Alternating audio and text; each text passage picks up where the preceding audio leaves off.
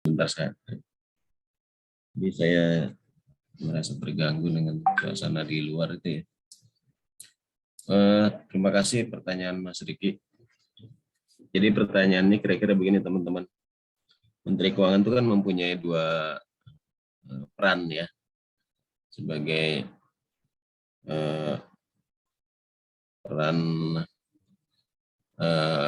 bendahara umum negara ya, dan sebagai peran yang mengelola perekonomian. Karena apa? Karena APBN itu saat ini di Indonesia masih sebagai instrumen penggerak perekonomian. Nah, pertanyaannya tadi, kapan Menteri Keuangan itu harusnya ya, kalau menurut saya pertanyaannya, berlaku sebagai sebagai bendahara umum negara dan sebagai penggerak atau berperan sebagai penggerak perekonomian lah, seperti itu ya. Mungkin teman-teman ada yang mau berpendapat atau bantu jawab, karena itu adalah penjelasan dari Pak Siswo ya, yang ada di dalam video yang sama-sama kita sudah tonton, yang bahkan jadi tugas kalian. Silakan.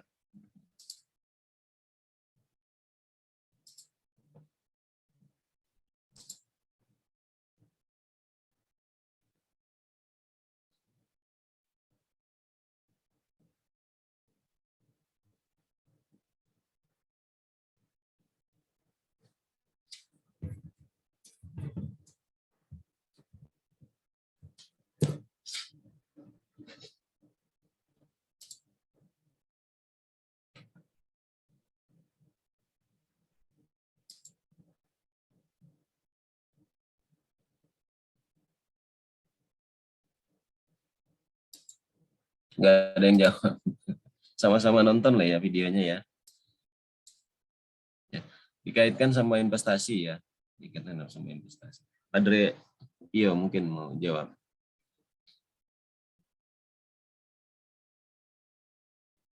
Bagaimana Pak? Peran Menteri Keuangan ya di dalam investasi.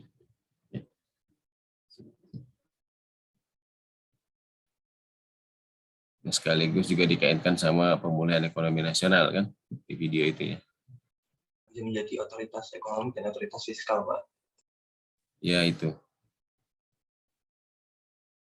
Coba ditambahkan Mas, pendapat kamu apa gitu.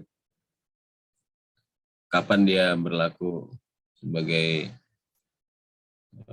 bendahara umum negara, dalam hal ini adalah otoritas fiskal ya, dan sebagai pengelola investasi pada umumnya, dalam hal ini adalah pengelola otoritas perekonomian.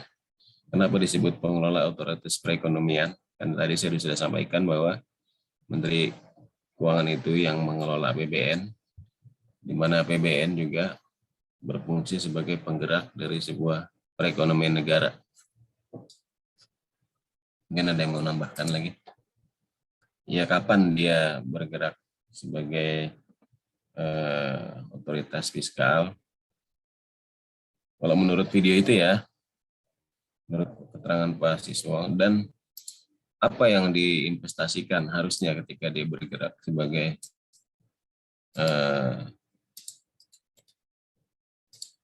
otoritas fiskal dan otoritas ekonomi. Izin mencoba menjawab, Pak. Ya, Mbak, silakan, Mbak. Kalau pemerintah dalam otoritas ekonomi di video itu pernah disebutkan karena pemerintah itu bertanggung jawab terhadap kondisi perekonomian nasional. Nah, pemerintah itu kan harus mengendalikan semua unsur perekonomian, baik dari sisi sektor pemerintah maupun dari sisi sektor swasta, seperti itu, Pak. Nah, pemerintah itu sebagai otoritasnya di perekonomian itu menggunakan semua bentuk kebijakannya, mulai dari kebijakan makroekonomi, mikroekonomi, kemudian ada kebijakan moneter dan kebijakan lainnya untuk memberikan implikasi terhadap perekonomian negara yang sedang turun karena pandemi COVID-19. Kemudian untuk mendukung posisinya sebagai otoritas ekonomi ini, pemerintah itu melakukan kegiatan investasi seperti itu, Pak. Dan investasinya itu kalau menurut video itu kan investasi jangka pendek kalau tidak salah, dan itu masih belum tepat gitu Pak, menurut di video itu, karena itu termasuknya ke dalam cash management. Oleh karena itu masih perlu diperbaiki lagi contoh investasi yang benar itu seperti apa, tata caranya seperti apa, supaya sesuai dengan ketentuan yang telah dibuat sebelum pandemi COVID-19, karena peraturannya dasar hukumnya itu dibuat sebelum COVID-19 Pak, yaitu PP nomor 39 tahun 2007 sama PP nomor 63 tahun 2019. Mohon koreksinya ya Pak. Ya, bagus sekali Kamila. Jadi itu ya teman-teman ya. Kalau yang bahasa mudahnya yang saya pahami ya, dia bertindak sebagai otoritas bendahara negara, yaitu ketika dia menjadikan APBN murni hanya dalam mengelola fiskal ya. Mengelola fiskal itu mengelola penerimaan dan pengeluaran. Jadi lebih sempit aspeknya dibanding yang mengelola perekonomian. Karena perekonomian nanti berkaitan dengan hampir banyak aspek ya, antara lain misalnya kesejahteraan rakyat ya, pengurangan tenaga kerja, investasi pemerintah itu ya, terus pengurangan, kan lebih luas tuh kalau investasi pemerintah ya skopnya, pengurangan kadar karbon di suatu daerah atau di suatu wilayah negaranya misalnya seperti itu. Nah, dalam konteksnya dia sebagai pengelola atau otoritas fiskal ya, dia nanti cenderung atau seharusnya atau sebaiknya investasi yang dilakukan adalah berkaitan dengan cash management saja gitu ya. Sementara kalau yang dia berkaitan dengan investasi sebagai pengelola ekonomi, maka nanti dia akan menggunakan kemampuannya APBN ya, dengan kendaraannya itu melakukan investasi-investasi yang skalanya lebih luas ya, mungkin lebih jangka panjang juga.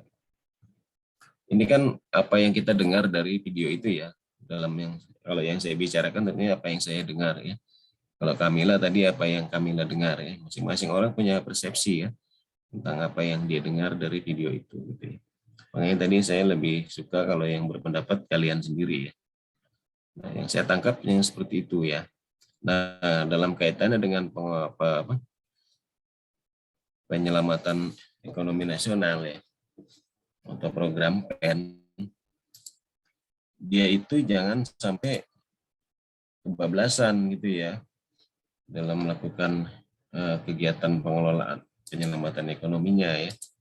Program penyelamatan ekonomi nasional itu dia harus jelas ada posisi di mana, di stand-nya gitu ya, berdirinya di posisi yang mana, maka nanti jenis investasinya ya itu harus jelas juga ya. Jangan sampai nanti salah dia berpijak gitu ya. Itu yang kira-kira dapat saya sampaikan terkait dengan videonya Pak Siswa itu. Nah, itu mungkin tidak sama dengan apa yang kalian pikirkan ya. Coba kita cek program pemulihan ekonomi nasional itu meliputi apa saja ya. Dan bagaimana dia cara melakukannya gitu ya.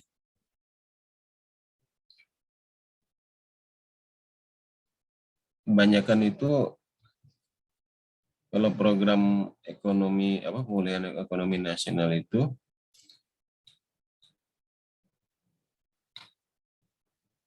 modalnya itu dari belanja negara ya, penempatan dana, penjaminan, penyertaan modal negara, investasi pemerintah. Nah ini yang maksudnya agak belum pas gitu ya, dimaksud dengan Pak Siswa itu. Karena ada belanja negara, ada mungkin juga ada dana-dana teman-teman APBN yang lebih ya, sisa-sisa dana APBN yang kemudian juga dipakai untuk seperti dia melakukan investasi sebagai otoritas ekonomi, ya. Karena memang batasannya itu terasa belum jelas, ya. Tetapi garisnya oleh Pak Siswo sudah disampaikan bahwa kalau dia mengelola kas, intinya kan tadi gitu ya, maka dia akan masuk ke fungsi dia sebagai pengelola fiskal. Tetapi kalau dia melakukan investasi yang bukan mengelola kas, yang mengelola kas itu yang mana sih? Memanfaatkan saldo-saldo kas itu, ya.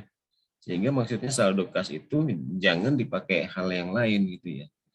Nah, investasi itu harusnya adalah murni atau dana-dana investasi yang memang sudah dibicarakan dengan APBN gitu ya.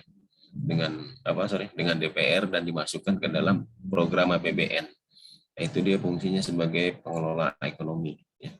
Dan itu yang menurut Pak Siswa harus jelas gitu ya.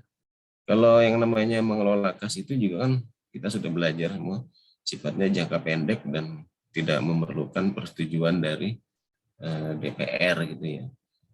Apa sih yang dikelola di dalam apa sih dana-dana apa saja yang diinvestasikan dalam rangka pengelolaan kas? Umumnya adalah dana-dana ya kelebihan kas, ya, yang sifatnya temporary gitu ya. Dan saya kira sih kalau di masa COVID ya, kan itu ceritanya pemulihan ekonomi nasional ya. Mungkin dan kelebihan kas itu nggak terlalu signifikan ya, karena kita malah sedang dalam kondisi kesulitan kas ya pada waktu itu ya, penerimaan pajak kan sulit ya, karena ekonomi tidak bergerak. Tapi apa yang disampaikan Pak Siswa tadi di video itu, Menteri Keuangan dalam hal ini seharusnya dia bisa disiplin ya ketika dia melakukan investasi ya. Dia nanti itu menggunakan dana yang mana ya. Seharusnya ya tadi kalau dia hanya sebagai bendara bun, dia menginvestasikan meskipun yang agak blunder ya istilah investasinya. Saya lebih suka dia penempatan saja. Itu yang dari cash mismatch. Sementara kalau yang dia sebagai pengelola ekonomi, dia memang mengelola investasinya itu dari dana-dana yang sudah dituangkan ke dalam APBN, dibahas bersama dengan DPR. Itu aja sih sebenarnya. Ada yang beda pendapat dengan saya? Tadi Kamila nggak salah ya. Kamila udah bagus banget tadi menyampaikannya.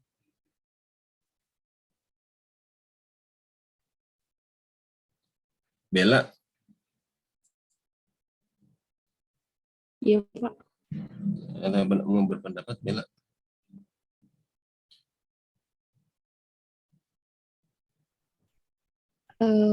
Saya sebenarnya mau tanya, Pak. Kalau di video itu kan Bapak yang jelasin itu kayak menekankan apakah Menteri Keuangan itu sebenarnya mampu nggak memisahkan menempatkan dirinya sebagai otoritas fiskal dan ekonomi. Terus yang saya tanya itu kan Pak kayak di highlight-nya itu apakah uang yang digunakan itu sebenarnya untuk ekonomi, otoritas ekonomi atau otoritas fiskal.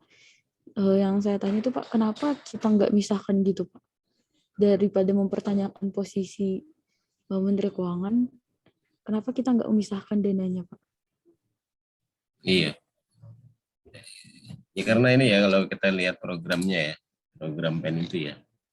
Dana-dana yang diperoleh untuk pemulihan ekonomi nasional itu didapat dari belanja negara ya, penempatan dana, penjaminan, penyertaan modal negara. Ini mungkin ada istilah penempatan dana di sini. Ya. Penempatan dana itu penempatan dana yang bagaimana gitu kan mungkin ya.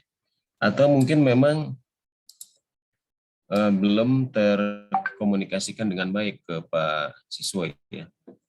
Informasinya sudah dilakukan pembiayaan dana gitu ya Bella ya. Karena kan nggak harus juga kan disampaikan ke masyarakat ini loh dana-dananya dari secara clear gitu ya. Apalagi kita kemarin itu kan lagi posisinya sulit ya. Atau ada hal-hal lain yang ditangkap oleh Pak Siswo atau betul-betul diamati oleh beliau ya. Karena beliau itu kan saya sudah sampaikan ya, perancang dari Undang-Undang Keuangan Negara dan Undang-Undang Perbendaharaan. Dan yang dia pikirkan teman-teman itu basicnya adalah pengelolaan keuangan negara di Perancis. Beliau itu sekolahnya dari Perancis. Dan di luar negeri ya, misalnya kalau kita berkiblat ke Australia dan ke Amerika Serikat, itu tentunya agak berbeda ya konsepnya gitu ya. Bisa jadi istilah yang disampaikan oleh Pak Siswa tadi, otoritas fiskal dan otoritas ekonomi tidak clear betul kalau di negara yang lain gitu ya. Nanti coba kalian sama-sama pelajari ya kasus yang di halaman berapa itu? Kasus yang ada di halaman slide berapa? 4 ya, slide 4 ya.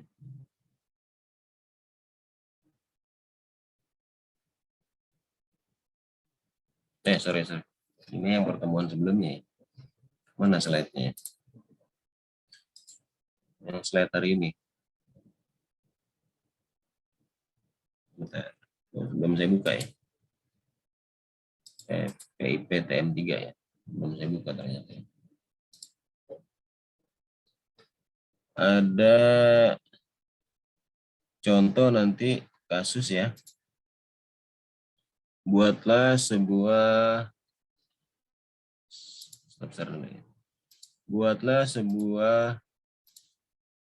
proposal atau konsep investasi pemerintah ya. Ini government investment concept dengan menggunakan contoh dokumen pemerintah Australia. Coba nanti kalian bandingkan ya. Sebenarnya ada banyak bahan yang saya mau share ke kalian ya untuk mengerjakan tugas ini. Kalian boleh bandingkan nanti bagaimana konsep investasi pemerintah di Amerika. Bagaimana konsep investasi pemerintah. Ini ada contoh di Zambia misalnya gitu ya. Di negara-negara apalagi gitu ya. Tapi belum saya download ya. Tinggal saya forward aja sih ke kalian ya. Nah, nanti coba kalian. Ini tentunya akan dikaitkan teman-teman sama mazhabnya tadi ya. Termasuk juga nanti mazhab ekonomi publiknya. Kalian bisa nggak membedakan, Bella? Terutama Indonesia ini menganut kebijakan ekonomi yang seperti apa? Kita menganggap bahwa diri kita punya kebijakan sendiri ya, yang disebut dengan kebijakan ekonomi Pancasila. Gitu ya. Sementara di luar negeri itu, kalau kalian lihat slide 1 ya, ini langsung ke teori keuangan publiknya. Ada penganut mazhab ekonomi apa teman-teman? Coba di slide 2. Apa itu? Kapitalis, sosialis, sama strukturalis. Ya, itu konsep dasarnya ya. Kapitalis sendiri mungkin sudah diadopsi dengan berbagai ragam oleh banyak negara. Ya. Negara-negara kapitalis itu negara-negara di Eropa, Amerika gitu ya. Sementara kalau negara-negara apa ini sosialis itu mungkin yang di wilayah-wilayah timur gitu ya. Uni Soviet itu kan ada yang di wilayah timur dan ada yang di wilayah Eropa sebenarnya. Tapi juga ada yang menganut ekonomi yang lain dari itu ya. Tetapi sebenarnya kalau dibanding-bandingkan dia mirip-mirip sosialis gitu ya. Mungkin Indonesia juga termasuk yang sosialis. Cuman kan ada yang menerapkannya sesuai pendapat dari para penemunya gitu ya. Sosialisnya itu sosialis yang seperti apa dan meliput dan nanti akan ada termasuk bagaimana ideologinya ya. Ideologi negaranya termasuk kepercayaannya kepada Tuhan Yang Maha Esa gitu misalnya. apakah perlu atau tidak kan gitu. Kayak negara-negara komunis kan ya, pahamnya mungkin sosialis tetapi sekaligus juga ateis gitu ya. Tapi ada beberapa negara yang kelihatannya agamis tapi juga dia sosialis gitu. Seperti itu Bella. Jadi memandang sebuah perekonomian nanti tentunya bagaimana juga mazhabnya ya, termasuk tadi dari mana dia berpijaknya teori ekonominya kan Pak siswa misalnya tadi, sehingga dia punya pendapat seperti tadi sebagai otoritas fiskal, sebagai otoritas ekonomi. Namun demikian kalau menurut saya istilah otoritas fiskal dan otoritas ekonomi itu istilah yang cukup generik, universal, sebenarnya bisa diterapkan baik di mazhab atau kelompok kapitalis, sosialis, termasuk yang strukturalis gitu.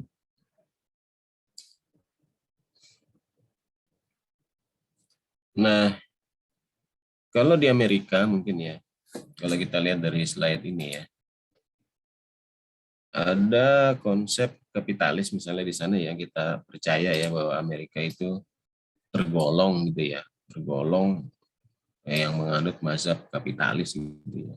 Tapi kan sama dengan negara-negara yang lain, mungkin ada juga sosialisnya di sana gitu. Kapitalis itu kan seharusnya nggak murni betul gitu ya, nggak murni betul kapitalis, dan juga yang sosialis nggak murni betul sosialis sebenarnya. Agak sulit gitu ya kalau mau disiplin atau apa bahasa Jawanya Bella, mau saklek gitu ya, mau saklek di dalam mazhab tertentu nggak bisa ya. Tapi oke lah, kebanyakan mungkin di Amerika itu kebijakannya menganut kebijakan ekonomi kapitalis. Maka di sana ya, itu dia ada orang-orang yang beraliran liberal dan neoliberal ya. Dan mereka meyakini bahwa negara itu hanya sebagai regulator gitu ya. Maka yang berperan dominan itu adalah swasta gitu ya. Coba kalian cek nih nanti ya, apakah Bank Sentral Amerika itu miliknya pemerintahnya itu bukan. Bahkan sampai ke bank sentralnya. Lalu di mana perannya pemerintah Amerika terhadap kesejahteraan rakyatnya yang dikaitkan dengan konteks investasi pemerintah? Kemana arah kebijakannya? Kalau yang saya baca sepintas itu Amerika lebih suka menggarap pemerintahnya ya. Hal-hal yang memang betul-betul tidak bisa dilakukan oleh swasta. Kalau di Indonesia mungkin agak berbeda ya. Hal-hal yang masih bisa dilakukan oleh swasta, contohnya perbankan gitu ya. Pemerintah masih menggarap. Tetapi mungkin di Amerika gitu ya, itu perbankannya udah betul-betul milik swasta gitu ya. Tadi kan sudah saya sampaikan bahwa bank sentralnya saja itu kemungkinan bukan miliknya pemerintah Amerika.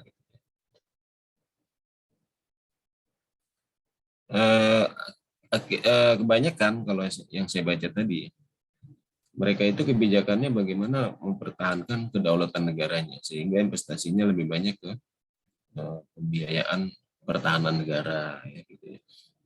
Apa namanya teman-teman yang keluar angkasa itu ya, kayak gitu ya, mengembangkan teknologi-teknologi yang mahal dan mungkin investasinya butuh biaya besar dan swasta tidak mampu melakukannya, tetapi ini dilakukan dalam rangka menunjukkan superioritas negara Amerika misalnya gitu ya. Dan untuk yang kebijakannya langsung menyentuh kepada rakyatnya, itu kebanyakan dilakukan oleh pemerintah dalam pemberian bentuk subsidi misalnya ya, tunjangan, dan itu juga dilakukan oleh negara-negara lain ya. Tapi mungkin di negara sosialis malah nggak ada gitu. Memberikan subsidi apa itu teman-teman, buat rakyatnya yang tidak bekerja gitu ya. Kan setiap warga negara Amerika di sana selalu punya kartu gitu ya. Itu nanti akan dapat bantuan kalau yang tidak bekerja gitu ya, dapat bantuan hidup misalnya. Mungkin kalau di negara-negara sosialis, komunis, malah kita jarang mendengar itu ya. Meskipun paham mereka katanya kesejahteraan itu untuk rakyat gitu ya. Tapi kebanyakan rakyatnya malah yang bekerja dan elit negaranya yang menikmati hasilnya gitu ya. Dan itulah fenomena kebijakan ekonomi. Yang bagus yang mana gitu ya? Yang bagus yang kita pahami ya, bagaimana ekonomi di Indonesia ini ya diselenggarakan, yaitu tadi ekonomi yang berasaskan Pancasila sesuai dengan kepribadian bangsa Indonesia, pemikiran bangsa Indonesia sendiri. Mungkin bagi teman-teman yang belum tahu ya, kalau di kelas saya sebelumnya sudah pernah saya sampaikan. Kalau kalian belajar ekonomi publik ya, maka kalian tidak akan pernah mendapatkan yang garis hitam putih yang jelas, pembedaan-pembedaan yang jelas itu tidak. Coba nanti kalian bisa cek ya di buku-buku tentang ekonomi publik. Semakin kalian belajar ekonomi publik, semakin kalian tidak mendapatkan kejelasan. Tetapi tetap harus dibaca ya. Apalagi kalau nanti misalnya S2, S3-nya mau di bidang ekonomi publik ya. Memang bidang ekonomi yang istilahnya tadi garis hitam putihnya itu tidak kelihatan gitu. Yang bisa kita baca itu sebenarnya bagaimana praktek-praktek yang dilakukan oleh negara itu ya. Kita hanya bisa menginventarisir saja. Dan sepintas kalau saya baca tadi ya di websitenya Australia, itu kebijakan-kebijakan investasi pemerintahnya itu lebih banyak ya memang yang betul-betul tidak dilakukan oleh swasta gitu ya. Coba kita sama-sama cek buka ya. Bagaimana pemerintah Australia itu melakukan investasi ya di bidang di bidang apa investasi ya. Coba nanti kita cek Australia.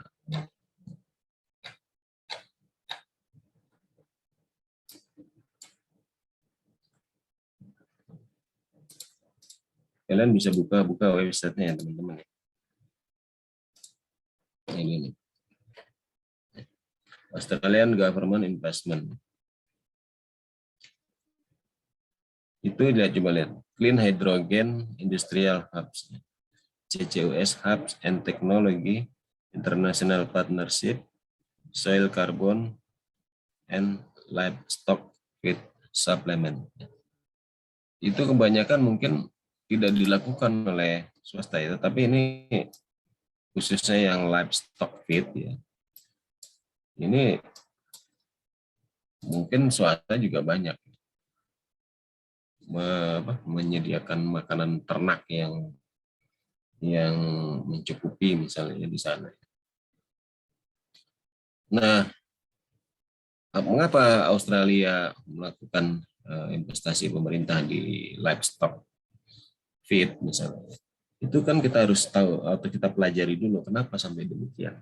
Apakah memang di sana itu kesulitan ya negaranya ketika menyediakan pakan ternak misalnya, sehingga harus pemerintah ikut campur tangan, atau ada misalnya program unggulan pemerintah gitu ya, menjadikan negara Australia sebagai pengekspor hasil ternak terbesar di Indonesia misalnya, di Australia seperti itu ya.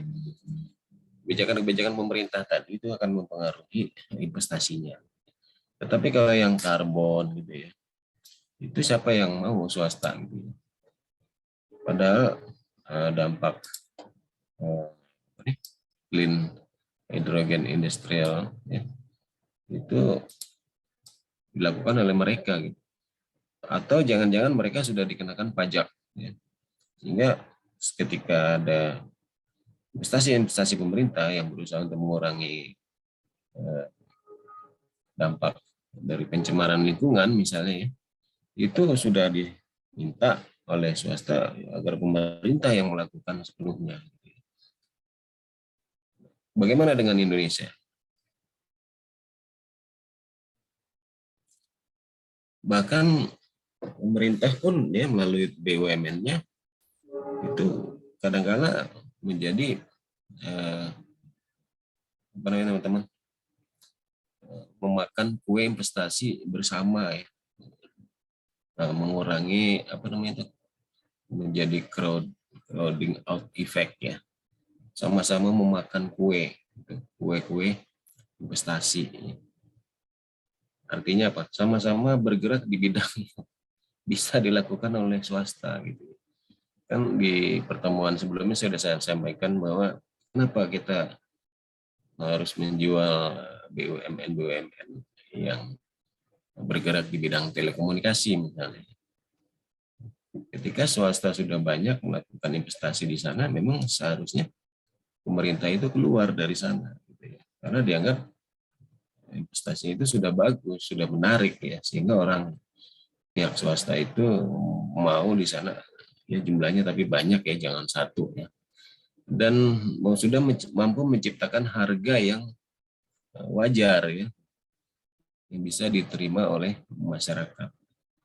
Kan kemarin kita sudah diskusi juga ya, kapan pemerintah atau waktu yang tepat untuk menjual atau melikuidasi atau apa tuh ya BUMN-nya. Kemarin kita sudah diskusi juga ya, ingat nggak pertemuan 2? Ya. Nah ini juga teman-teman ya, biar bagaimanapun kita sering berpikir bahwa alangkah baiknya Pak kalau kita lakukan standarisasi Pak. Gitu ya. Bisa nggak kita lakukan standarisasi? Sehingga kita dapat garis-garis yang jelas gitu ya, warna-warna yang jelas. Indonesia ini sebaiknya digolongkan ke dalam ekonomi sosialis atau kapitalis atau strukturalis gitu. Ya. Tetapi saya sampaikan lagi tadi, bahkan di negara-negara ya, di negara-negara penganut kapitalisnya sendiri itu juga nggak jelas gitu. Dan mungkin ya teman-teman ya, itu adalah sudah menjadi suratan gitu ya, bahwa kita tidak bisa pure melaksanakan kebijakan ekonomi gitu ya. Kita tidak bisa pure melaksanakan kebijakan ekonomi sesuai dengan konsep-konsep yang dipikirkan oleh si pencipta mazhab itu gitu ya. Mazhab kapitalis itu kan John Maynard Keynes gitu ya, yang menemukan. Sementara yang kita kenal gitu ya, sebenarnya banyak tuh ya yang nanti ada mazhab-mazhab apa yang pengikut-pengikutnya gitu ya, terus berkembang. Kalau yang sosialis itu misalnya kan ya yang kita pahami siapa itu, misalnya Karl Marx ya, terus siapa lagi ya, dan pengikut-pengikutnya. Yang strukturalis mungkin itu adalah yang apa melakukan mix ya, keduanya ya.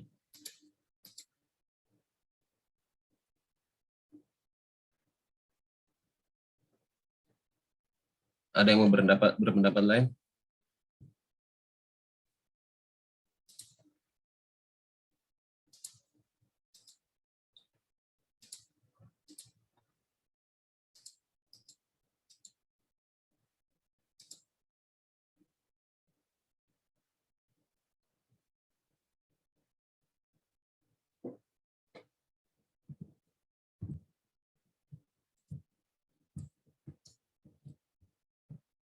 Jadi kalau kita bicara tentang ekonomi publik ya tidak akan pernah dapat siapa yang benar siapa yang salah ya teman-teman ya.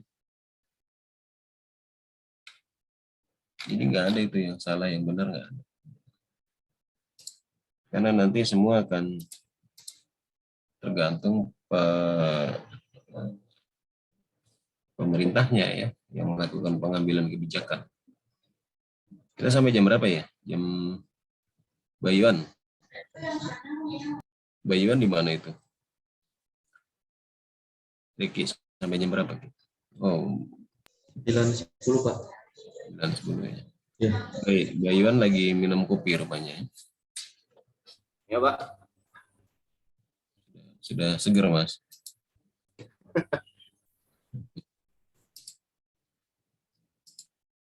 Kamu sebagai ketua kelas harus bertanggung jawab, Bayuan.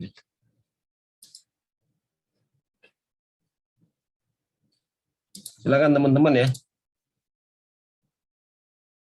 Sudah saya sampaikan tadi bahwa kita bicara sesuatu hal yang memang dari teori-teorinya itu disebutkan kalau bicara ekonomi publik itu yang ranahnya luas ya. Tidak bisa ditegaskan benang putih, benang merahnya, tidak bisa. Benang hitamnya itu tidak bisa. Tadi itu areanya gray, abu-abu. Namun kita merasakan itu ya. Hanya dominannya saja merasakan. Oh ini dominan dia kapitalis, dominan sosialis. Ya. Kayak RRC itu dia menganut paham apa itu? Republik Rakyat Cina. Negaranya, pemerintahannya ya. Nggak tahu kalau ekonominya. Begitu kita bicara bidang ekonominya, kita akan bingung. Dia ini ekonomi apa sebenarnya? Tapi kalau bicara politiknya, negaranya, ya, itu dia kemana itu? Ke sosialis ya, komunis gitu kan.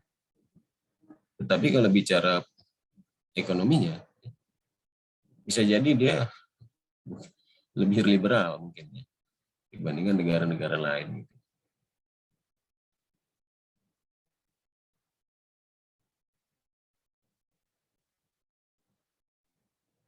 Gak apa-apa teman-teman punya pendapat yang berbeda sama saya, nggak apa-apa ya. Karena ini kan pendapat. Gitu ya.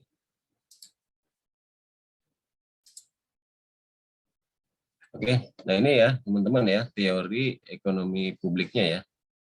Teori ekonomi publik, kebijakan publik itu kalau mau dibahas agak lama itu ya. Teman-teman. Ini saya masih share nggak nih? Udah enggak. Oh sudah enggak ya. Saya cari-cari dulu. Ya. Ini ya teman-teman ya. Hanya sedikit saja sih di slide ini sebenarnya ya. Kalian dibawa ke sini peran negara sebagai pelaku ekonomi. Ini adalah kebijakan ekonomi publiknya ya. Dalam artian ini bukan negara Indonesia ya, tapi negara-negara yang ada di dunia ya. Peran negaranya itu seperti apa. Ada yang mau saya sampaikan nanti ya ke kalian ya, tolong dibaca ya. Terutama itu ada beberapa hasil kajian yang penting. Kita lanjut sekarang ke ini. Apa itu pengertian lagi? Padahal kita seharusnya kalau pengertian investasi publik itu di awal-awal ya. Tapi ini di slide dari doskonya disampaikan lagi.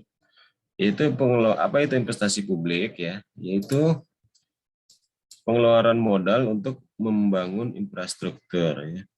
Misalnya jalan, gedung pemerintah dan lain-lain. Oke.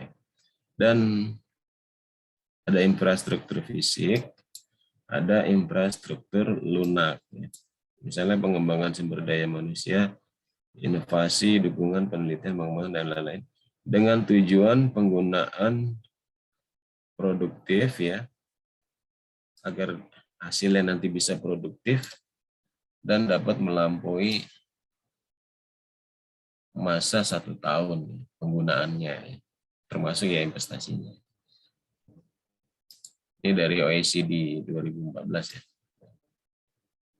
Sumbernya nanti bisa kalian cari sendiri.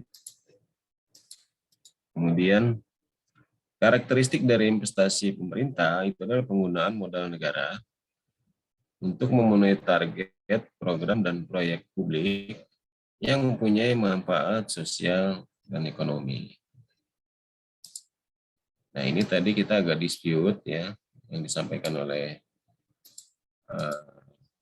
yang ditanyakan oleh Bella ya, dijelaskan oleh Kamila, dan saya tambahkan mungkin ya, kalian tetap aja nggak dapat ininya ya, tetapi yang dijelaskan oleh Pak siswa itu, fungsi pemerintah dalam hal ini Kementerian Keuangan, dalam ini Menteri Keuangan tadi, itu ada yang berlaku sebagai otoritas fiskal di dalam investasinya, dan ada yang berlaku sebagai otoritas ekonomi.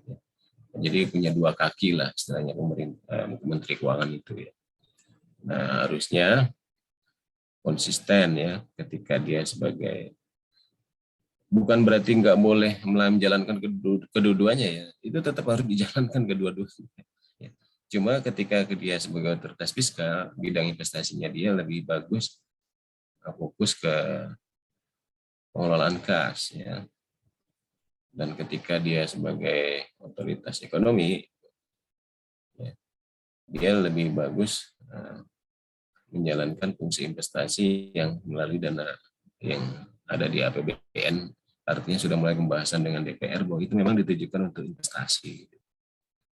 Kalau yang pengelolaan kas kan nggak harus minta persetujuan DPR ya. Kecuali mungkin penggunaan SAL aja itu kan sudah boleh. Asal pada bulan itu juga harus dikembalikan. Kalau kita ingat kuliah umum kemarin ya, pengelolaan kas negara, akan ada materi kuliah umum pengelolaan kas negara kalau masih ingat ya. Penjelasannya dari narasumber kita, siapa itu? Ada yang masih ingat nggak narasumbernya? Pak Abdul Khabir ya.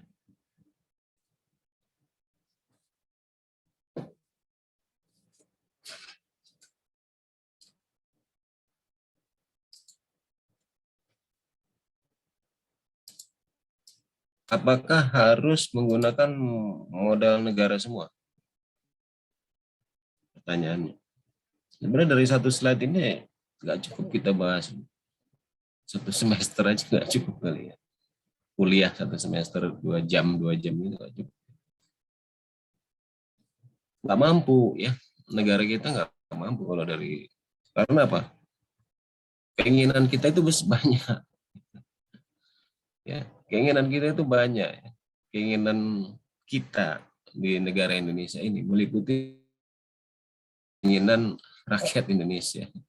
Jangankan seluruh keinginan rakyat Indonesia. Keinginan dari Andrea aja ya, Andrea Dagna itu ya. Mungkin kita sulit mengukurnya, keinginannya.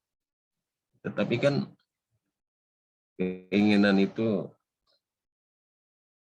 harus kita prioritaskan kapan kita capai.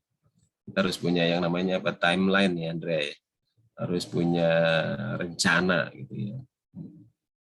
Nggak bisa keinginan itu semua diwujudkan hari ini. Rosalina keinginan dia hari ini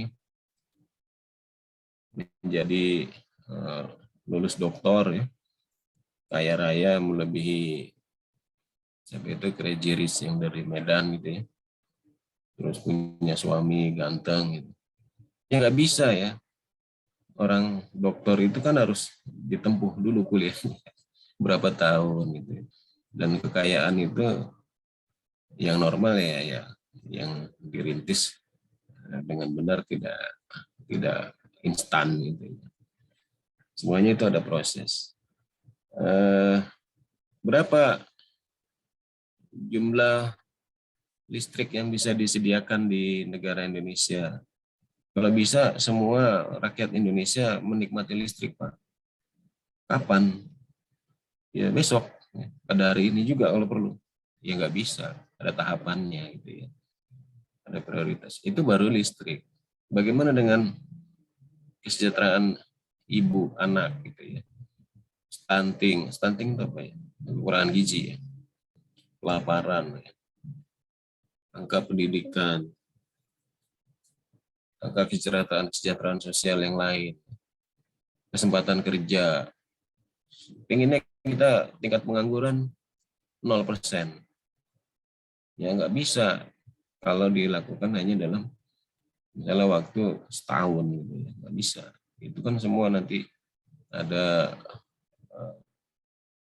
apa namanya istilahnya, infrastruktur yang harus kita siapkan. Dan makanya kita punya target itu 2045 itu. Ada yang tahu nggak 2045 itu harus apa? Nanti kalian cari ya. Ada yang Silakan Riki. Indonesia jadi negara maju itu ya Bapak. Iya, seperti itu. Majunya seperti apa? Apa yang kita pikirkan hari ini kan di tahun 2045 nggak sama. Gitu. Ya. Jangan-jangan negara lain bahkan yang nggak berpikir kayak kita dari 2045 mau jadi apa, dia sudah lebih maju dari kita. Ya kan? Bisa aja ya. Ya nggak apa-apa ya, kita punya cita-cita, punya tadi timeline ya, punya rencana kerja. Hari ini kita mau melakukan apa untuk mencapai ke situ.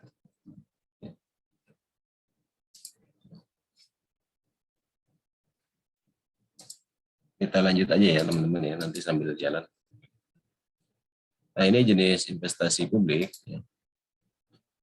Ada yang sifatnya langsung dan tidak langsung. Ya. Nah kalau yang langsung itu pembentukan dan akuisisi modal bruto misalnya ya. Sedangkan yang tidak langsung teorinya ini ya, itu yang sifatnya transfer modal.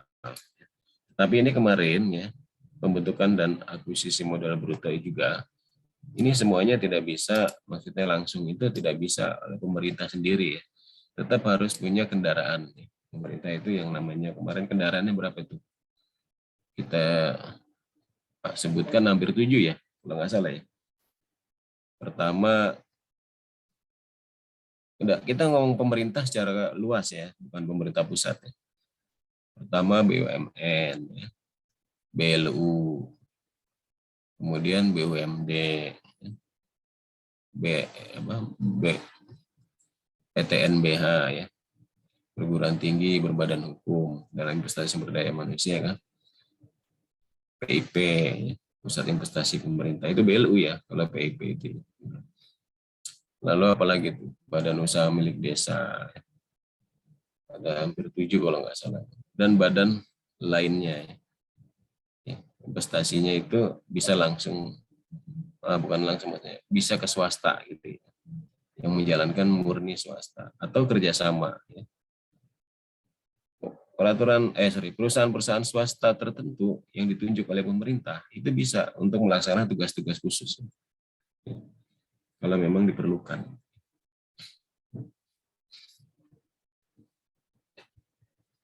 Belum dapat saya datanya ya, apakah PT Bogasari itu memang perusahaan swasta yang ditunjuk khusus oleh pemerintah, misalnya dari zaman rejimnya Pak Soeharto dulu ya, sampai sekarang untuk penyediaan gandum di Indonesia.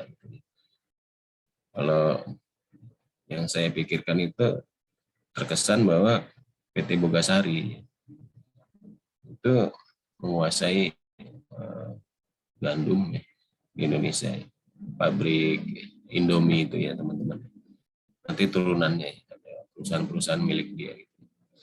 Dan itu kalau menurut pengetahuan saya itu dikelola oleh swasta. Di era sekarang ini teman-teman ya, jangan heran bila nanti ada perusahaan swasta tiba-tiba jadi milik pemerintah gitu ya, kan nanti siapa yang pemegang saham mayoritasnya kan. Jangan heran juga perusahaan pemerintah tiba-tiba jadi milik swasta gitu ya. Jangan heran ya. Ingat nggak ada cerita atau berita ya, bukan cerita, berita dulu Universitas Trisakti itu akan menjadi perguruan tinggi negara atau perguruan tinggi negeri. Ingat nggak? Ya seperti itulah kira-kira ya, teman-teman ya. Nanti kalau memang udah bisa dikuasai oleh negara ya dia jadi perusahaan milik negara. Tapi kalau negara ingin lepas ya bisa jadi nanti perusahaan milik swasta. Apa tadi kendaraannya itu ya, termasuk ininya ya, pola-pola kerjasamanya nanti ya, yang maksud saya nanti dikaitkan sama pola-pola kerjasamanya ya, bagaimana cara pemerintah melakukan investasi. Apakah dijalankan sendiri oleh BUMN ya, untuk melakukan tugas-tugas khusus? Apakah harus bekerja sama dengan swasta?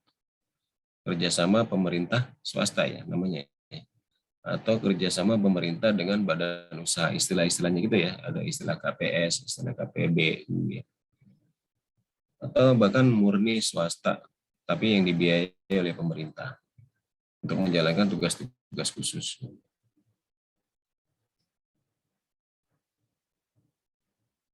Apa Pak tugas-tugas khususnya? Banyak ya teman-teman. Tadi sudah saya singgung misalnya yang PT Bugasari, ya, misalnya apakah untuk penyediaan gandum itu harus perusahaan dia. Gitu. Itu kita harus ada datanya biar kita yakin. Kalau yang BUMN murni ya mungkin PT PLN ya, dalam hal menyediakan listrik. Kenapa nggak bisa kerjasama dengan perusahaan swasta, Pak? Belum terdengar oleh saya ya. Ada kerjasama. Sebentar. Sebenarnya tadi saya sudah baca ada kerjasama pemerintah dalam penyediaan listrik ya. Ini belum saya download sih teman-teman. Saya share aja ke kalian ya.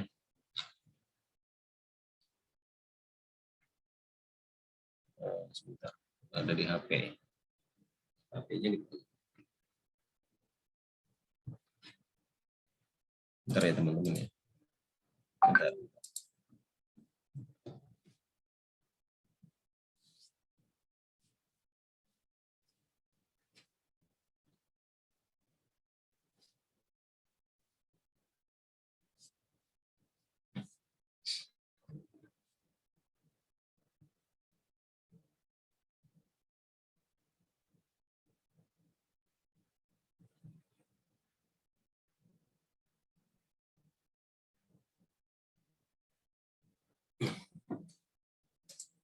Bentar ya.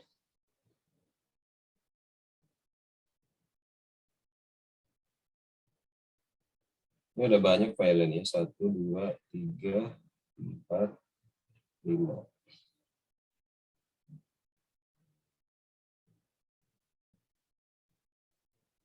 Kalian 609 ya? Iya Pak, 609.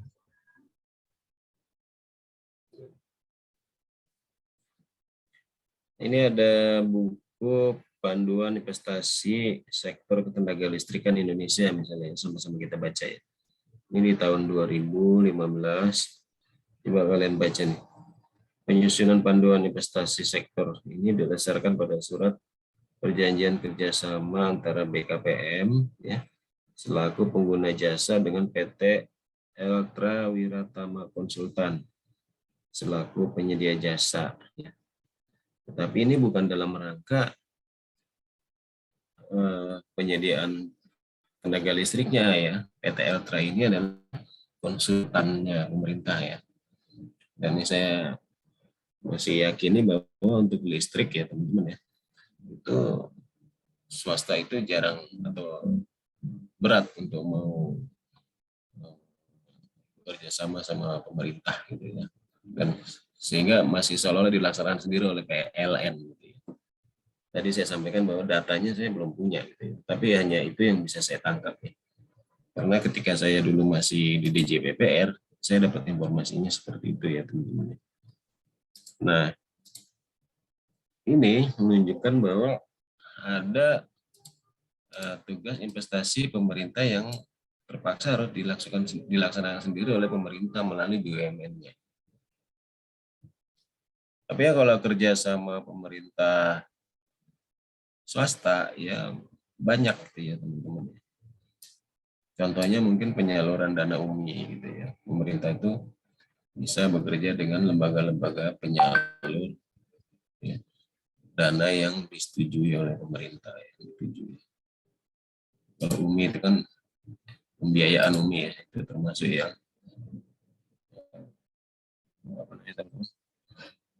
yang tergolong dengan investasi. Nah, kalau ada yang mau bertanya silakan ya, saya harus melanjutkan materi juga. Di slide ini juga ada yang kita sampaikan kemarin, yang kita pertanyakan kemarin. Ada yang namanya hibah, tapi sifatnya investasi gitu ya, atau subsidi ya. Masih ingat nggak pertanyaan atau pembahasan kita di awal ya? Ada yang namanya Lembaga apa itu yang ada di DJPPR? Masih ingat nggak? Di slide pertama tadi. Ya.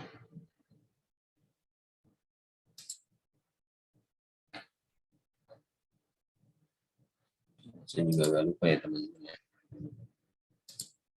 Direktorat, oh itu Lembaga Dana Kerjasama Pembangunan Internasional, LD KPI ya. Coba kita cek.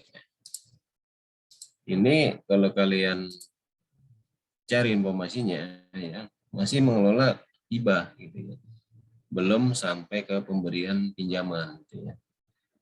Tetapi kita memberikan hibah kok dianggap investasi, gitu ya. Itu mungkin yang kalau menurut hemat saya kita sedang menyiapkan dasar-dasar untuk menjadi sebuah negara yang nanti sebagai lembaga bantuan negara-negara ASEAN misalnya gitu ya, atau negara-negara bukan hanya ASEAN sebenarnya, negara-negara yang mau kita bantu gitu ya. Jadi semacam outside-nya Indonesia, apa outside-nya Amerika. Kalau USAID gitu ya. USAID itu ya negara donor di Amerika gitu ya. Negara donor Amerika. Indonesian Aid gitu ya, semacam USAID. Nggak perlu bilang USAID-nya Indonesia.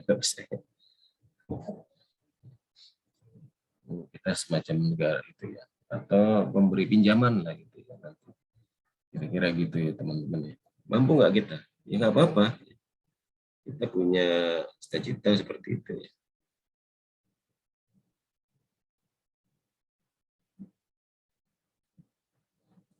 Tetapi kalau kalian pikirkan kembali tadi, kenapa hibah itu dianggap sebagai investasi?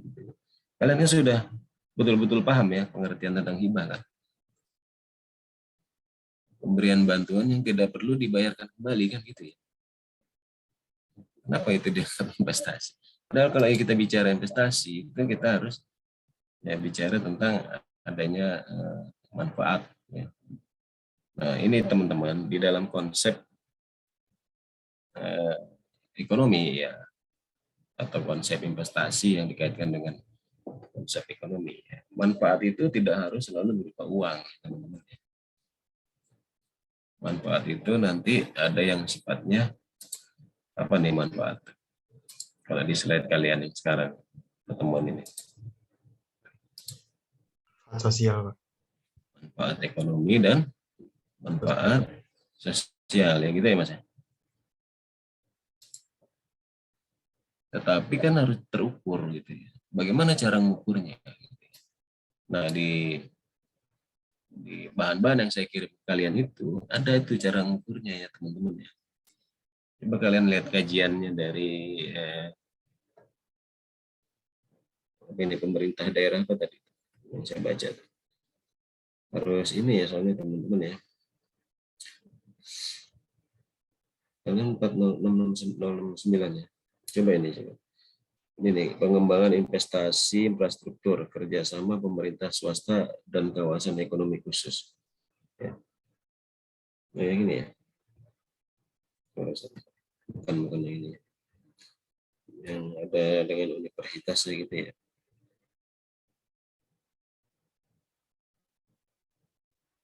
Kalau PPM Universitas Pekalongan ya teman-teman ya. Studi kelayakan penyertaan modal Kabupaten Pekalongan dengan Pemda. Coba lihat di situ ya. Ada dia cara mengukur manfaat ekonomi dan manfaat sosial dalam melakukan analisis apa nih? Studi kelayakan ya, teman-teman. Nah, ketika saya menyampaikan itu ada analisis studi kelayakan, ada apa lagi tuh? Apa yang saya tanyakan sih? Yang sedang saya tanyakan adalah bagaimana ketika kalian punya angan-angan untuk melakukan investasi pemerintah. Gitu ya. Kalau kalian jadi pengelola investasi di pemerintah daerah misalnya atau di pemerintah pusat, kan ada usulan-usulan nanti ya. Kalian harus melakukan Misalnya kalian ada di komite kebijakan investasi pemerintah, kalian harus melakukan penilaian, dan mereka nanti kalian minta buat proposal. Itu yang sedang saya pikirkan adalah tahapan-tahapan realnya, prakteknya itu seperti apa gitu. Karena saya sebenarnya pinginnya kalian tuh belajar ini ya, itu belajar praktek, misalnya mengajukan proposal investasi pemerintah gitu ya. Nah, sebelum proposal itu ada apa dulu gitu ya. Tahapannya apa dulu? Apakah kalian harus ikut musrenbang dulu ya? Kalau kalian misalnya di daerah gitu ya. Kalau di pemerintah pusat harus ikut dulu di KL yang akan melakukan atau punya ide investasi itu, kementerian lembaga yang mana gitu ya. Misalnya kalian ada di Kementerian Pertanian gitu ya. Kan kalian nanti bakal disebar di seluruh kementerian lembaga ya. Misalnya di kementerian apa gitu ya. Nah, kalian punya ide apa untuk investasi pemerintah. Tahapannya gimana tuh ya? Bisa saja Rosalina tiba-tiba sedang ngobrol sama atasannya, atau Rosalina sudah jadi atasan, ngobrol sama bawah, kita kayaknya perlu deh investasi pemerintah di bidang ini gitu. Itu satu tahapan. Lalu Rosalina menyelenggarakan rapat, lalu melakukan usulan DIPA, KAK-nya, kerangka acuan kerjanya seperti apa, studi kelayakannya seperti apa. Nah, itu yang pengennya saya kalian pahami gitu ya. Coba-coba cari, sudah saya coba cari ya teman-teman ya. Apa sih? Silakan Mas. Aduh, Bayuan beneran ini mau presentasi. Iya Pak, mau presentasi Pak. Nah, perasaan tadi orang mandi aja belum itu dia. Waduh, udah dong Pak. Lihat tuh rambutnya masih kayak gitu. Silakan Mas. Oke, terima kasih banyak Pak. Izin dulu Pak. Izin mengingatkan Pak, Sorry. Udah sampai jam berapa ya Mas? pas 9.10 Pak. Oh, kita sampai 9.10 ya? Ya, 2 SKS Pak. Mungkin tadi suara saya putus-putus. 9.10. Iya, makasih ya Riki. Ini saya kira masih sejam lagi loh. Saya santai-santai. Sorry Ki. Ya, maaf Pak tadi. Ya, karena itu ya. 3 SKS aja kalau bahas investasi itu kurang. Terima kasih ya. Jadi saya aware ya. Tapi kan tadi screenshot sudah ya, makanya itu penting ya. Kalau lagi, coba kalau saya belum siap kelabakan nih. Screenshot yang mana? Aduh cepet-cepet gitu. Siapa aja yang gitu. Ya. Oke, kita lanjut. Ini ada bahan ya teman-teman ya yang saya dapat dari Pak Arianto Mukti Wibowo ya, Fakultas Ilmu Komputer Universitas Indonesia, Manajemen Investasi Teknologi Informasi Sektor Pemerintahan. Dia itu membuat langkah-langkahnya ya. Saya kira di Direktorat SMI ya teman-teman ya. Itu saya kira udah ada langkah-langkahnya ya. Prosedur ya untuk melakukan usulan-usulan investasi gitu ya. Itu setidaknya kalian nanti harus punya dokumen-dokumen apa gitu ya. Ini juga harus kita cross check ya yang disampaikan oleh beliau ini ya. Harus kalian cross check bagaimana sih realnya ya, dokumen-dokumennya apa saja gitu ya. Kan harus dibuat tuh SOP-nya ya, standar operating prosedurnya. Bentar. Ini mau nggak kalian saya kirim nih dari beliau? Ini yang sudah ke IT nih ya. Kalian kan senangnya bidang IT ya. Meskipun tadi di slide studi kasusnya itu bidang infrastruktur katanya ya. Nah, sebentar.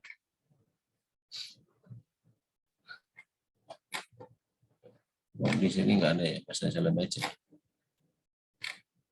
Atau di tempat yang kalian tadi. Studi kelayakan bisnis, oh sorry, bukan Bapak itu ya. Ini introduction. Coba cek itu studi kelayakan bisnisnya ya. Itu nanti ada tahapan-tahapan yang harus dilakukan ya. Nanti kalian bisa cocokkan itu sama peraturan-peraturan yang sudah ada. Sampai ke situ dia belum ya.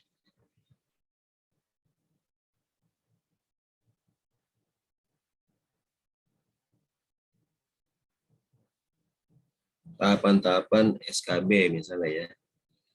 Penemuan ide bisnis, melakukan studi pendahuluan, membuat desain studi kelayakan, pengumpulan data, analisis dan interpretasi data, menarik kesimpulan, membuat rekomendasi, penyusunan laporan studi kelayakan bisnis, dan lalu pelaksanaan bisnisnya. Kalian sudah terima kan filenya ya? Ya, sorry. Cancel. Ini masih lama kok, udah minta ditutup. Ya, kalian bisa cek di situ. Nah, itu yang pinginnya saya kalian bisa mengerti pertama tahapan ya. Lalu bagaimana cara membuat proposal ya. Proposal karena kalau teori-teori aja kalian nanti cepat lupa gitu ya. Makanya tugasnya itu mungkin agak berbeda dengan tugas kelas lainnya ya. Saya tambahkan di situ coba buat proposal. Coba cek lagi tugasnya teman-teman. Tugas hari ini. Yang lain-lain ini bisa kalian baca sendiri ya teman-teman. Ini tugasnya. Carilah Undang-Undang Nomor 11 tahun 2020 ya. Nanti kalian bisa bandingkan sama kelas yang lain ya. Jangan 606 ya, karena dia sama saya biasa. Carilah Undang-Undang Nomor 11 tentang Cipta Kerja. Buatlah tulisan 3 halaman. Tinjauan kritis atas pemberlakuan undang-undang. Ini kalian belajar dulu nih, ya undang-undang yang terbarunya. Coba kalian kritisi misalnya masalah sisi perizinan kemudahan usaha ya. Kalian fokus aja. Kalau yang slide sebelumnya dari Dosko masih belum fokus. Kalian terlalu bebas gitu ya. Ini saya coba ini. Lalu kalian fokus di bagaimana di Undang-Undang Cipta Kerja itu tentang pembahasan UMKM. Ini ada perpajakan ya, teman-teman. Kurang vitamin K nih, perpajaan. Badan usaha milik desa, investasi asing, lahan gitu ya. Mengenai pengadaan lahan, coba kalian fokus. Ini kan tadi contohnya aja ya, teman-teman. Kalian fokus di satu hal saja gitu ya. Dan kedua, ini yang penting tadi ya. Untuk case-based learning, ya, kalian harus bisa minimal bikin proposal deh ya. Bikin proposalnya pakai panduan yang nggak main-main ya, pakai panduan negaranya Australia. Tolong sama-sama nanti diterjemahin ya. Sama kalian bisa cek. Sebenarnya yang nomor 1 ya teman-teman ya, kalian itu bisa googling ya, itu udah banyak yang bahas ya. Undang-Undang Cipta Kerja terhadap investasi ya. Itu banyak masalah-masalah. Kalian bisa fokus ambil satu hal aja, perpajakannya ya, BUMDesanya atau apanya gitu ya. Itu banyak gitu, tinggal googling aja ya. Syukur-syukur kalau kalian juga baca pasal-pasal di Undang-Undang Cipta Kerja itu ya. Itu enggak terlalu sulit kalau menurut saya. Dan ini kan tugas kelompok, kalau dibagi 6 jadi berapa? 5 ya. Ada yang 4 mungkin nih. Nanti jangan 3 gitu ya. Kalian berapa jumlahnya tadi Riki? 28 atau 27? 27 Pak. 27 ya. Yang ada yang 4 ada, jangan 5 semua gitu ya kalau dibagi 6 ya. Nah, yang kedua, ini coba kalian bikin proposal. Kalian lebih bagus kalau misalnya kelompok kalian itu ada bicara dulu sama, kalau kalian tinggal di desa misalnya sama pemerintah desa gitu ya. Atau sama pemerintah daerah. Saya ingin juga kalian tuh sama dosen gitu ya, ikut tadi itu melakukan studi kelayakan analisis ya, studi kelayakan ya, melakukan analisis studi kelayakan terhadap proyek-proyek yang sedang dipikirkan atau mau dibangun di sebuah pemerintah daerah atau desa gitu ya. Kapan kita bisa bikin proyek itu ya di waktu kalian yang tersisa berapa? Tinggal 3 bulan kuliah lagi. Saya itu pengen banget ya ngajak Riki misalnya ya, Aiki kita ikut bikin proyek penelitian gitu ya. Kemarin yang KTTA-nya PIP siapa? Lupa saya di kelas ini. Saya Pak Rosalina. Oh iya Rosalina, tadi sebenarnya saya mau nyebut Rosa gitu ya, tapi takut salah Rosa. Rosa apa topik KTTA-nya? Penyertaan modal di BUMD. Nah itu tadi ada tuh yang Universitas Pekalongan ya, Ros ya. Yang saya sampaikan ke grup tadi filenya ya. Penyertaan modal ya. Iya, Pak. Oh, sorry, penyertaan modal. Ya, nggak apa-apa ya. Bentuknya penyertaan modal berarti jenisnya yang investasi tidak langsung gitu Ros ya. Kalau lihat slide tadi kan. Kok Rosa masih ragu-ragu gitu sih? Ya, kamu lihat slide-nya aja, Ros ya. Mana tadi slide-nya? Nah, transfer modal. Ini saya sedang sharing slide ya. Iya, Pak. Coba lihat tuh ya.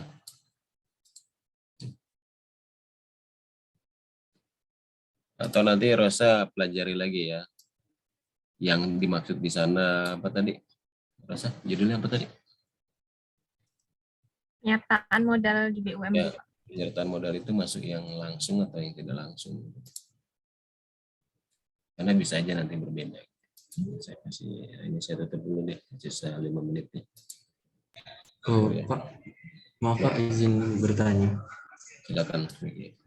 Iya Pak, terkait yang proposal itu Pak, berarti kita buat proposal yang kegiatannya itu dari desa, dari pemerintah daerah kita gitu ya Pak?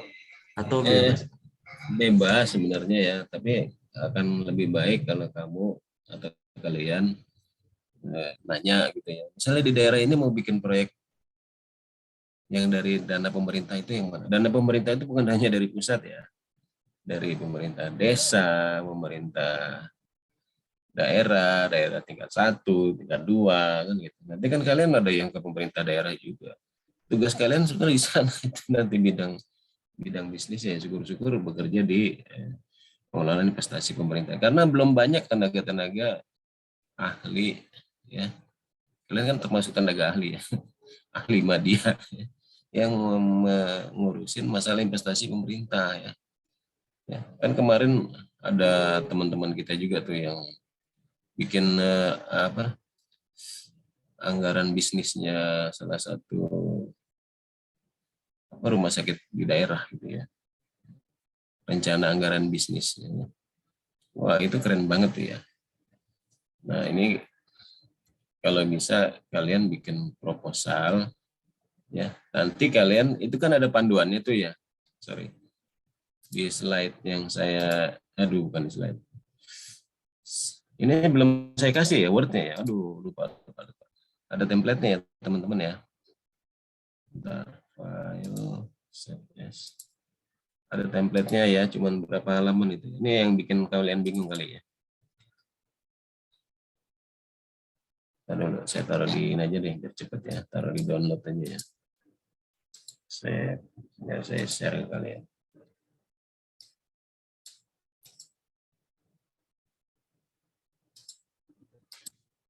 Di grup ya. Aduh. Ini aja teman-teman ya. Tadi WA-nya saya matikan karena WA saya kok sibuk sekali gitu ya. Kalau lagi ngajar tuh diganggu gimana gitu. Tolong di-download teman-teman ya. Investment concept. Waduh, sorry masih dipakai. Nah, saya ulangi ya. Nah, kalian pakai template ini, template pemerintah Australia ya. Kenapa kalian harus melakukan investasi itu? Ya. Nah, satu informasi lagi teman-teman ya, ketika kita bicara sudah bisa di-download teman-teman. Itu yang bahan tugas kalian bikin di situ ya. Diterjemahin aja nggak apa-apa, ya. Atau nggak diterjemahin juga nggak apa-apa. Nah, pendapatnya dari Pak, ini kan pendapat ya, pendapat beliau ya, pendapat dari Pak Arianto Mukti Wibowo ya. Itu kalau kita sedang bicara investasi pemerintah, maka kita tidak perlu melakukan namanya analisis ROI ya, return on investment, nggak perlu. Ya.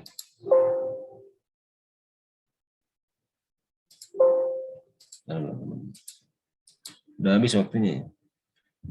Jadi kalian boleh nggak pakai itu ya. Tapi kalau misalnya nanti ya di beberapa tulisan ya kalian menemukan ya, maka kalian boleh pakai itu ya. Ini saya share lagi deh yang punya pendapatnya Pak ini. Nah, kalian senangnya IT soalnya. Itu ya buat kalian belajar. Oh, karena kebuka lagi ya. Kalau kebuka nggak mau nih.